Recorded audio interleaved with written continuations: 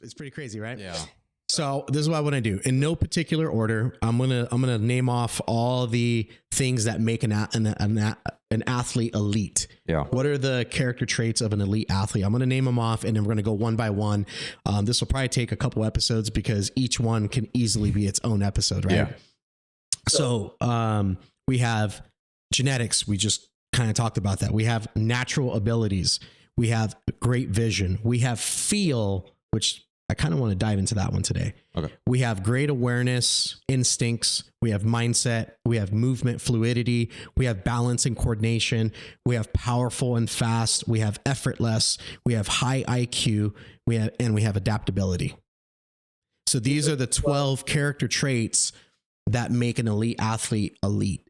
So the stigma is, like we said, is that these things that I just named off, are just innate, and the athlete was just born with them. And today we're gonna debunk that myth and show you how every single one of those attributes can actually be trained, and can actually be honed, and it can make your athlete, even if he wasn't blessed with LeBron James. I keep talking about LeBron James. I just saw him yesterday, 40 years old. I'm not going to lie. I'm a diehard Michael Jordan fan, but watching LeBron James do what he does at 40 years old, I just saw his highlight reel. 30 something points the other night with Luka, and then Luka had, it's wild. I'm like, I think I talked about LeBron like 3 or 4 times today in the past, like 20 minutes.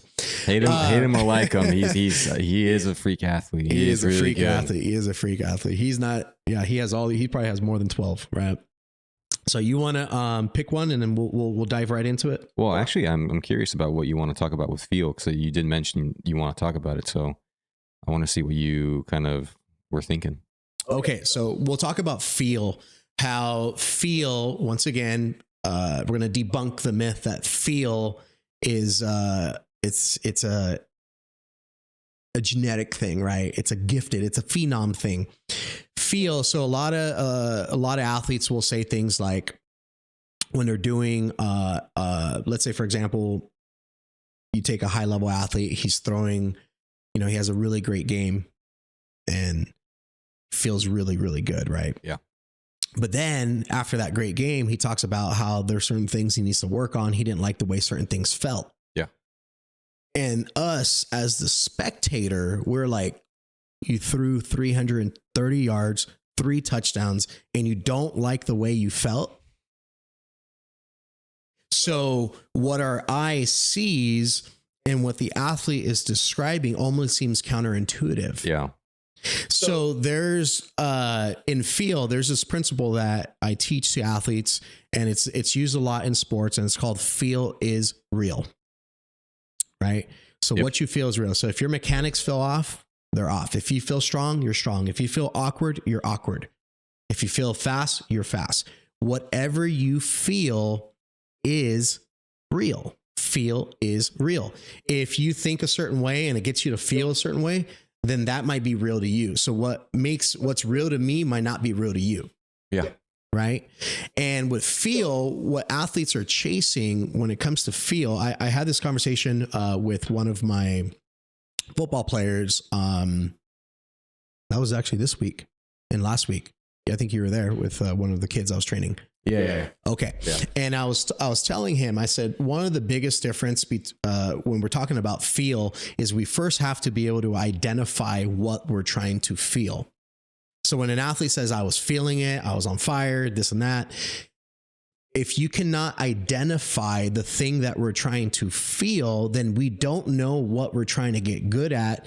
Hence, you will never have feel. Specifics within. Okay. So this is what we want to feel. And this is the conversation I had. I said, you want to feel like everything's effortless. Yeah. I said, we were doing a sprint, and he was, I could tell he was putting a lot of effort into the thing that we were doing. And then I told him, I said, I don't want you to put effort. I want you to chase effortless. I said, effort is one of these skewed words, because when we hear the word effort, the first thing we think about is what? Physicality, like exertion, right? Yeah. I want you to try harder. And it's minimized to just the physical, but effort is a holistic word, meaning focus, mental, breathing. It's a word that means a lot more than just the physical exertion, right? So I told him, I said, because this kid is 16 years old. And I said, maybe from 12 and under, like my son, my 10-year-old, my 8-year-old. We were playing a game. I said, give me a little more effort. For a 10-year-old, the kid who has more effort tends to do a little bit better. Okay. Right? Yeah. I said the difference between a good athlete and an elite athlete is how we view effort. Effort for a good athlete, I try hard, they're going to have a certain amount of success. But I know, and I'm sure you know, a lot of athletes that worked really hard. I'm actually one of them. I worked extremely hard when I was in high school and I sucked. So it wasn't, I said the amount of athletes that work really, really hard and that are still going to fail and not get scholarships, that number is astronomically high. Yeah. So at that, even at a high school level, effort should be a given, right? About trying hard. So the difference between a good athlete and a great athlete, a good athlete says, I'm going to just outwork everybody. A great athlete says, I'm going to outwork everybody holistically. And they're not trying to feel effort. They want to feel effortless. So now when they sprint, they want it to feel easy. They want it to feel smooth. When they throw a ball, they want to feel the release. They want to feel the seams on the baseball. Yeah. They want to feel the follow through in their breath. So when we talk about feel is real, what is it that I want athletes to feel? I want athletes to feel efficient. I want athletes to feel ease of task. Gotcha. And once I told him that, you were there watching it, what happened to his speed in a matter of like 15 minutes? Unlock the potential. He got faster. Yeah. He got significantly faster. And if I remember correctly, his exertion level was probably like under 60%. I think we had gotten to like 60 at that Yeah, point. I don't think we ever exceeded 60. So if you were to walk in and watch him sprinting, you would have been like, oh, wow, he's doing an all out sprint. But then I asked him, I said, hey, how did it feel? He goes, it felt great. I said, what happened to your speed? He goes, my speed went up. I said, so your effort dropped, but your speed went up. I said, that's effortless. I said, that's the feeling that we are chasing. And then we made the entire session about feeling effortless, which in turn makes them more efficient within the sport. Correct. Yeah. Obviously, you were there for the session, so you saw a lot of times when he would start to try, meaning he consciously put effort, his mechanics would break down. Right? Yeah.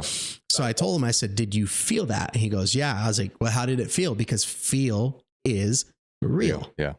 And he goes, oh yeah, I felt that in my shoulder. I felt tight. I said, I felt like I was holding my breath. I said, if you felt like you were holding your breath, it's because you were holding your breath. If it felt tight, it's because you were tight. If you felt stiff, it's because you are stiff. Feel is real. Yeah. And I said, if you take any high level athlete, I've had the privilege of working with a lot of very elite athletes, collegiate and professional. And none of them, when they train, their body language, they always care not so much about are they able to do the activity. All they care about is how they feel in doing the activity. That's why a lot of them, you'll see an athlete run really fast. You're like, oh my God. And they're like, I don't like the way my left hip felt. I didn't like the way my takeoff felt. I didn't like the way we got to work on this. And they're always chasing that feeling of effortless. And they want everything to feel that way, lifting to feel that way, throwing to feel that way, sprinting to feel that way. And then the lower tier athlete, they're just doing the opposite, which is they're like, I'm just going to outwork you. I'm going to try harder. And they care so much about feel too, because you're telling me about the story with the hitter baseball that you were working with. You said a month just on one technique on just breathing for his feel, because he didn't like the way it felt. His swing felt because of his breath. Whereas other people are like, just give me the next thing. Correct. So that's the difference between a professional too. Correct. And that's just, feel. So, and that requires a lot of patience. So that needs to be coached, because one of the things that I will come across as an athlete will go, oh man, that feels good. And the moment they feel good, they immediately go default back to effort. And I'm like, no, now we have to develop the motor skill and making that your new default mode. People don't think about. So athletes will do one good rep and in their mind, they're like, I'm an expert. I'm like, no, we want every rep to feel that way. Yeah. Feel. It has to be ingrained in you. Okay. So when you think of feel, the opposite of feel, meaning feeling effortless, the opposite of effortless would be what? Effort. And one of the character traits of an average athlete is they want to feel the effort because they haven't been taught about effortless. So in their mind, if they're not exerting themselves, they're probably not doing it right. In the weight room. And if I'm not crawling out of the weight room, I probably didn't do it right. I teach something completely different. I say, we're going to lift in a way, the weight room is complementary. If after you're done lifting, sprinting, whatever the activity is that you're doing, if you don't have the feeling of saying, I can go play a game right now and dominate, then we did it the wrong way. Yeah. So this is what I do. I'll give you an example. I do this with all my sessions, especially with my high schoolers, and I do this even with the younger kids. I always say, I want you to give yourself a score of 1 to 10. 10 is, I can go play a game right now and dominate. That's how good I feel. 1 is, the last thing I want to do is go play a game. Yeah. I said, this is early on when I'm first starting off with a new athlete. I'll say something like, after you lifted weights, I'll ask them what they're doing. And most of them are already lifting at school and doing all these different things. Right. Yeah. And I'll say, how did you feel after the weight room session or after the sprint session or after? They're like, well, I felt tight, this and that, yada, yada. I was sore, I was a little stiff, but I had a good workout. Yeah. And I'm like, right after that session, could you have played a game? And they all think about it and go, I mean, I could. I'm like, no. Could you have played it well? Did you feel like you'd be compromised? They're like, no, I probably didn't. I didn't feel very good. I said, so that feeling of being able to play a game is what you're chasing after everything you do. Because if you don't feel that way, then why are we doing the thing? And I said, that would be an example of feel is real, right? Yeah. What's another feeling? I want to feel like my performance, whatever I'm doing, I want to feel like I can go do my sport better.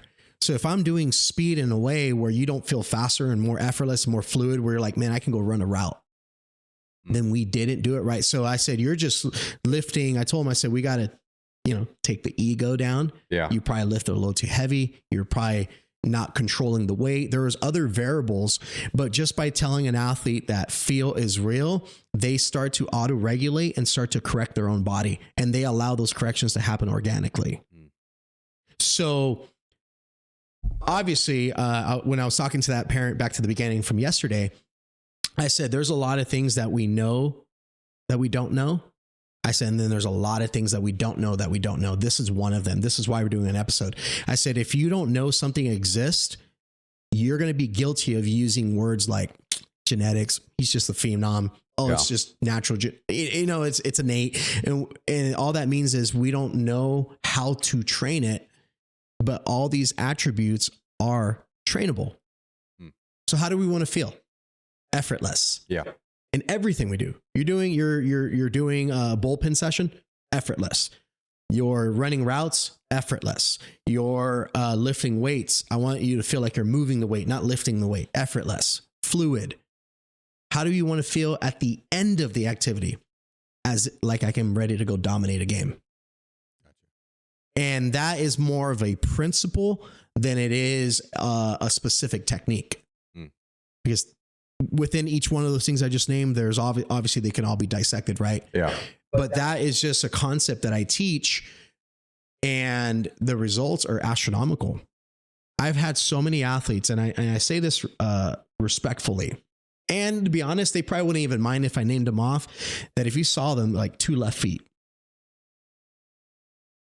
like not athletic at all. Yeah. And I'm like, oh my God. And the parents come and be like, can you help them? I'm like, yes, we can. And then I apply these principles, right? And I start training the intangibles. The intangibles meaning they are tangible. Yeah.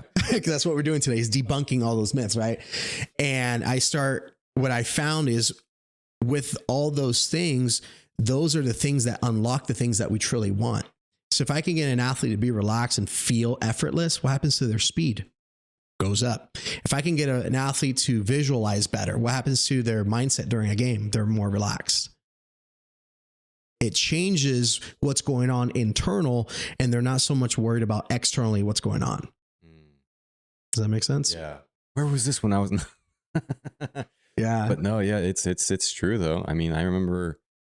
Do you remember how Michael Jordan would talk about how after the games he would say he couldn't remember anything that really happened in the game because he just I zoned have out. heard interviews like that. I had 2 games like that my whole career in basketball, and I always chased the feeling. But I realize now, right? It's not so much as chasing the feeling, because the way I was doing it was just doing whatever, anything possible, random stuff, as we've talked about. Yeah. I don't think in the podcast, but we've talked about it.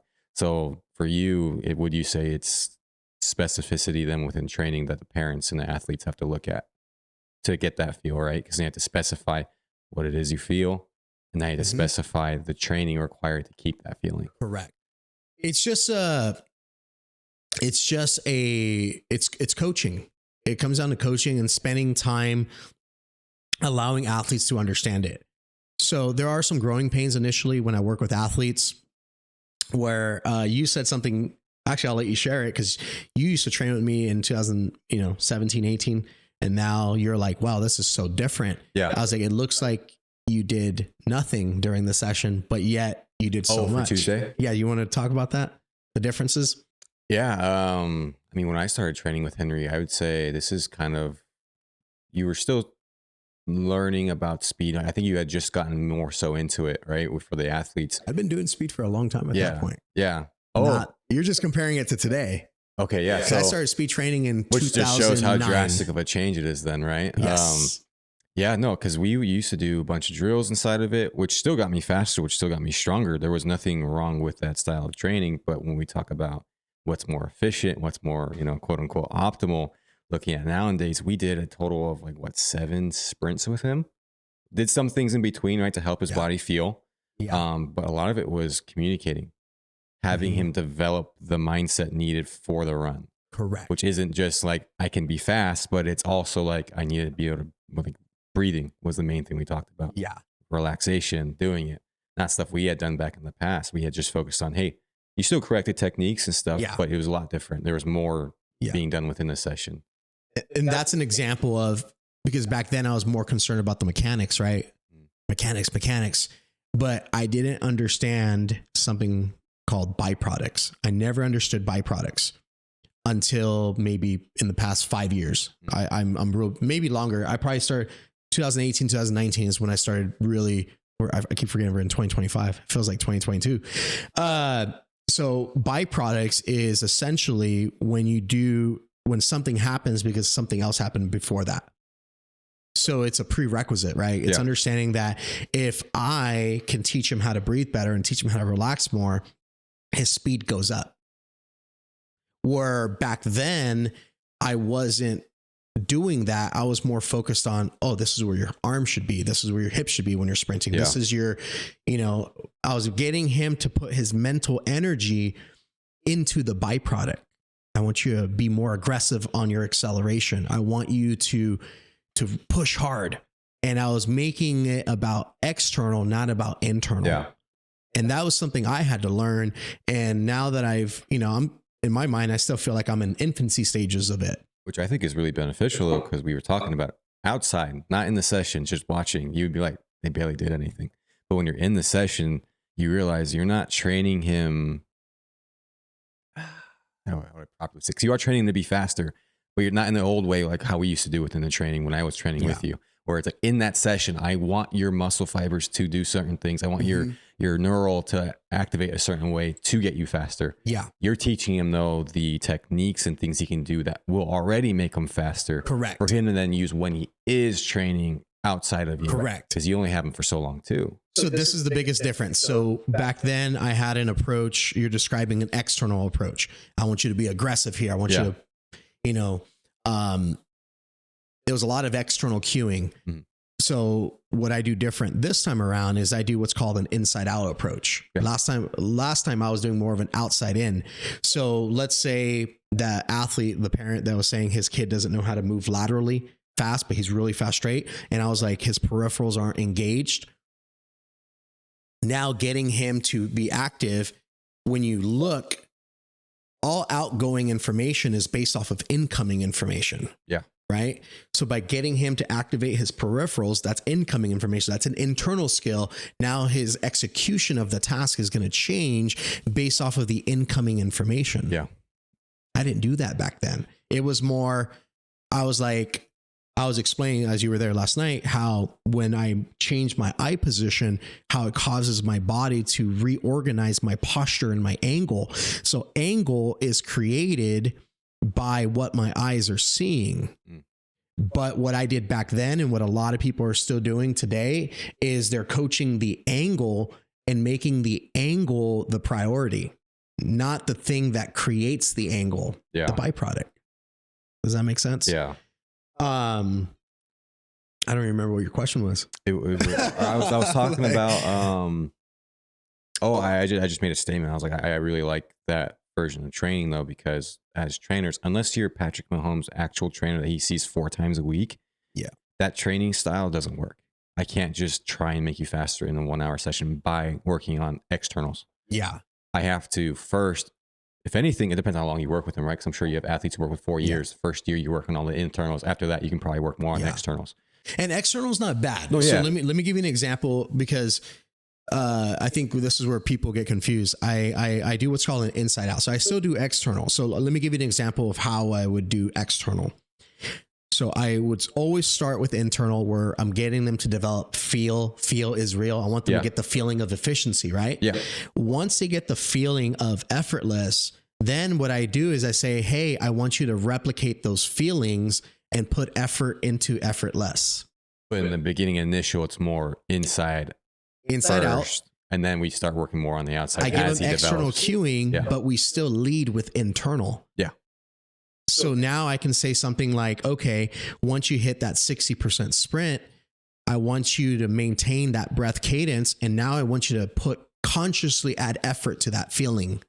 Oh yeah. So now that's called putting effort into effortless. And now we have something called effortless power. Yeah. Where now, even when they put effort, neurologically, they'll feel it, but physically they don't. So like I'll have athletes who will, like, let's say we're doing power and I'm doing 90% to max efforts, whether it be lifting or sprinting or whatever. Yeah. They will be neurologically taxed, like, oh my God. But physically, it feels like I only exerted myself like 30 or 40%, even though my output was what, 90, 95, 100. Yeah. So I'm not saying that we don't train hard. I'm saying we train from the inside out smart. Right. Oh, yeah. And if I were to just have an athlete come in and say, we're just going to run fast as many times as possible and do a bunch, we're not going to get the results that we want, because even from a physiological standpoint, now I've turned the speed training into not speed training. Now it's just conditioning. I actually had a few times over the years, I've had parents complain prior to me explaining this. And they're like, oh, can we do more of this? Can we do more of that? And I told them, I said, we're doing speed and power training. Yeah. I said, now we're just doing shuttle runs. That's just conditioning. I said, do you want me to condition him, or do you want me to get him more powerful? Because with power, I have to like almost explain the physiology to them. Yeah. They go, oh, that makes sense. I said, and they have to understand the intentions. Yeah. That's the coaching side of it. Mm-hmm. Now, once that becomes a default mode, volume accumulation can change in time. Yeah. But I'm not in a hurry to add volume. I'm not in a hurry to add reps, to add sets. What I am concerned about is that they understand what they're trying to get good at, because now they can focus their efforts on the right things, which is how they feel. Yeah. Which feel is real. Yeah. Which is what I was going into. It is like, I wouldn't say you don't do externals, right? That would be incorrect, because you do externals. But I say you put more of a focus, at least initially, with the athlete on the internal. Correct. Because your primary focus is, I know he's working out 28, 24 hours, maybe even 30 hours without me. And I only get him for an hour, maybe 2. Well, like you were telling him when we were working with him, I want you to train 30 hours like as if it's with me, but I can only do that within 1 hour. So I need to teach you those things so you can then apply it to the other areas that you're training. Correct. So that would be principle heavy, because it's not, it's not, because when I was talking to him and I was asking him, like, how many hours a day are you training, practice, lifting, conditioning, all of the above, right? Skill work. And it came out to 6 days a week for about 4 hours a day. Yeah. I was like, you see me twice a week for an hour, 2 hours, 22 hours. 22 is greater than 2, right? If you're not applying those principles of feel, then how could I erase, or for lack of a better word, program your body to do a certain way in 2 hours if 22 exceeds that? You have to take that principle of feel and apply it on your own when you're at practice, when you're at your next track meet, when you have to take those principles and apply them. Yeah. And that's part of, once again, that's the coaching.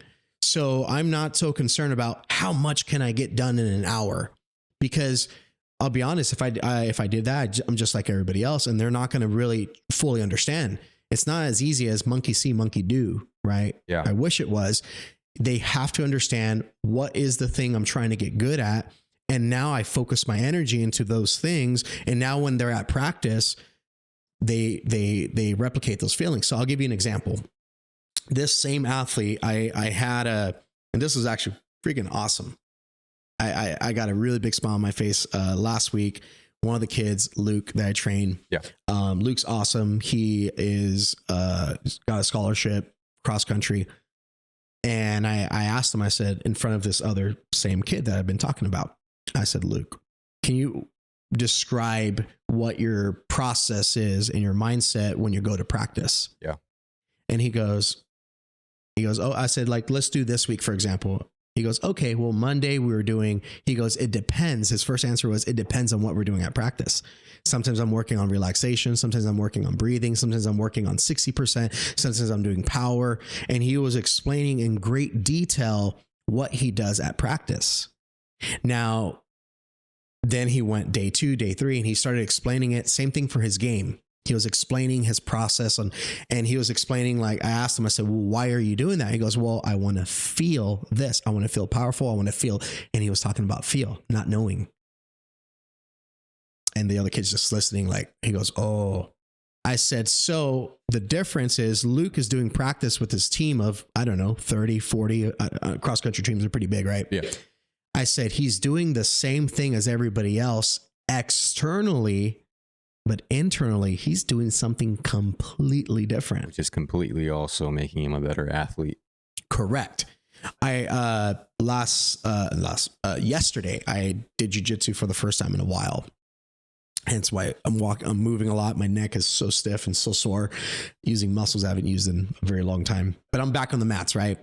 And I remember going before jiu-jitsu, I preset my intention. I said, I just want to be able to breathe easy today. Be relaxed and breathe. That was my internal goal. I want to feel like I can breathe. Mm-hmm. To make matters worse, I forgot to put water in my water bottle. So I show up to practice. We're sparring, doing rounds after rounds. And the only thing I was thinking about the whole time was breathe, relax, breathe, relax. I want to feel relaxed. I want to be able to breathe. Yeah. And even though I was doing the same thing as everybody else, same drills, same amount of time on the sparring matches, I felt great, because after the way I judged my performance afterwards, getting in the car, I was like, oh man, I was dying, but I was able to breathe. I was able to think. If I can breathe, I can think and I can strategize. Right. Yeah. So when you learn about internal training, you could be in doing a team sport and doing the same activities as everybody else, and you're getting a completely different experience. Yeah. So that would be, now if you look at Luke, the kid I was talking about, if you saw him today, you go, he's tall, he's long, he's genetically gifted. Yeah. He was built for this. Yeah. Right? Yeah. I said, Luke, tell him about your freshman and sophomore year. He goes, oh, I was hurt all the time. I actually never even started sports until I was in high school. That alone is not normal, right? If you didn't start playing sports early on, and he's autistic. So he's pretty open about it. And he goes, look, I was never athletic. He was like making fun of himself. He goes, I was not athletic at all. Yeah. And I tried this sport. I got injured my sophomore year. I was injured, and that's when I saw you. And then obviously we flipped it. So he never knew Luke his freshman or sophomore year. So he's just seeing this and he's just like, man, he's just fast. He's just relaxed all the time. I said, Luke, how long did it take to get to that level of feeling the efficiency? He goes, oh, at least a year and a half. Going back to the patience. I said, you got to be patient. I said, but when did you consciously start training it? He goes, like 3 years ago. So because he was aware of it, he started doing good almost immediately, but it takes time to get good at it. So that is something that if you don't know him, you're like, oh, he's just natural.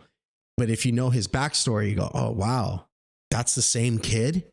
And I have a lot of examples like that of kids where 2 left feet, awkward, not athletic. And all of a sudden you're like, oh my God, like what happened? And it all came down to training feel. The pro athletes train that way. College athletes train that way. You think Tom Brady or Patrick Mahomes just goes in the weight room and just goes ham? Like, I'm not saying they don't try hard, but they're still being mindful of their technique. They're still being mindful of how they feel. And then right after that, he probably has to go to practice or has to do other things. So there's this sequence of events, and every event has to complement the next event. Yeah. We might need 12 episodes. That was just one. Yeah. That was just one. Honestly, when you started talking about it, I was like, we could honestly just, this might just be one episode. Honestly, and it's really good though. I think it would be really beneficial for people to hear a longer conversation on each one of these because how deep we can dive. Yeah. Well, we technically got 2 because we got mindset in there. That's true. So technically we did 2. Got 2 of them. 2 out of 12. So 2 out of 12. We did get 2 of them. I want to try some. Because this is for athletes, right? For the parents and for the athletes. What's one piece of homework you can give the athletes in this episode for them to do until the next episode? For them to start doing. So we talked about mindset. We talked about journaling. We talked about all these different things. We've also talked about having specificity within training for the internal. What's one thing off of today's conversation you think is the most important they can start doing until next episode every single day? Mindset's going to be the winner. Mindset. When I gave that analogy of the story of the college athletes that, you know, all the hands dropped when we talked about training mindset. And a good place to start is starting with your why, right? I think a lot of athletes, they forget why they're doing what they're doing. And, you know, it's fun, camaraderie, but why are we doing what we're doing? What's your why? Is it an intrinsic motivator? Are you extrinsically motivated? Is it a medal? Is it a scholarship? Is it being able to feel like you did your best? I think writing down your why is a very powerful thing because once you understand your why, those days where you don't feel motivated, those days where you feel down on yourself, you look back to like, why am I doing this? Oh yeah. And that will help you. So training the mindset is, and I honestly, I think everybody would agree with this. Like if I lay down all the attributes, speed, strength, mindset, skill, and I said, what's the most important out of all these? I would hope that everybody says mindset. Yeah. So that's a kind of a no brainer. The thing that's funny about mindset is as important as it is. And if I asked everybody, how important is mindset? Everybody says it's 90-10, right? And they've done research and studies. And if I convince somebody like, no, mindset's not important, I could not do that, right? Yeah. I couldn't convince you that mindset's not important. But if I ask those same people, how often do you train it? Crickets. No one trains it. So the things that we know are the most important don't get trained. Mindset, feel, we just talked about feel, balance, coordination, all speed, all these different attributes that we know are the most important for development. And everybody knows they're important. For some strange reason, they don't get trained. And anything you don't train, you're going to suck at. So if you see a kid that has a mental breakdown at 10 years old, 15 years old, 22 years old, and they're not training the brain, the 6 inches between the ears, and they're not doing things to enhance that, or it doesn't even have to be mindset. It could be speed. I had this last night. We had a new kid last night, right? We'll end it here. Yeah. His dad goes, I don't know. My son runs awkward and yada, yada, yada. I don't know what's going on. He's actually taking him to doctors to like try to figure it out. And I said, well, law of specificity states that you're going to be good at the things that you train. Yeah. I said, he doesn't do any speed training. So hence his gait's going to be awkward. He goes, oh, that makes sense. Yeah. He goes, no one told me that. He's been seeing doctors. And I'm like, if you don't train speed, you're not going to have speed. If you don't train skill, you're not going to have that skill. Yeah. So anything that does not get trained, do not be surprised that you won't have that attribute. Yeah. And mindset is the most important, most neglected attribute that athletes need to train every single day. So he's probably liking last night's session then with. Oh, he loved it. He loved it. Yeah. Yeah. And I remember seeing you guys talking about it. Yeah. Yep. You guys heard it here. So your homework. So if you're a parent or a coach with an athlete, you're training athletes, or your son or daughter is an athlete, the homework to give them is come up with their why. If they don't already have it, come up with the why, and then remind themselves. I'd probably say daily, read over it. This is my why. This is my why. And then if you're an athlete watching this, just apply the homework for yourself. Come up with your why. Every day go over it, and then we'll give you guys another set of homework on the next one. I think there you go. I think we might need like 5 episodes to go over all 12 of these, but we got, was it 2, 3? We got through 2 today. We got through 2 out of 12. So 6, oh my 6 God. episodes. But so let's do it. All right, you guys. Thank you guys for tuning in. Don't forget to subscribe. Share this video with somebody who you feel would find great benefit with another parent, another athlete. And thank you guys. We'll talk to you guys soon. Have a good one.